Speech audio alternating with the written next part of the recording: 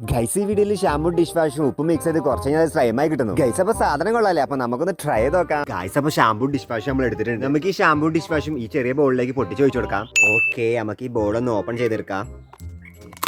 Next നമുക്ക് ഈ shampoo packet cut ചെയ്ത ബോളിലേക്ക് ഒഴിച്ചു കൊടുക്കാം.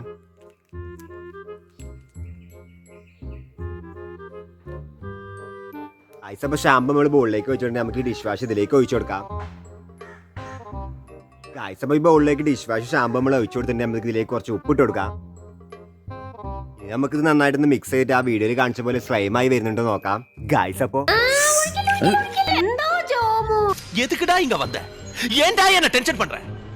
எங்க பார்த்தாலும் நீ എല്ലാം ഉന്നാളതാണ്ടാ. ഗൈസ് അപ്പൊ പറയാൻ വന്ന കാര്യം മറന്നുപോയി. അപ്പൊ എന്താണേലും വീഡിയോ ലൈക്ക് ചെയ്യാനും ചാനൽ സബ്സ്ക്രൈബ് ചെയ്യാനും മറക്കല്ലേ. ഗൈസ് അപ്പൊ ഇത് നമുക്ക് നന്നായിട്ടൊന്ന് ഇളക്കി കൊടുക്കാം.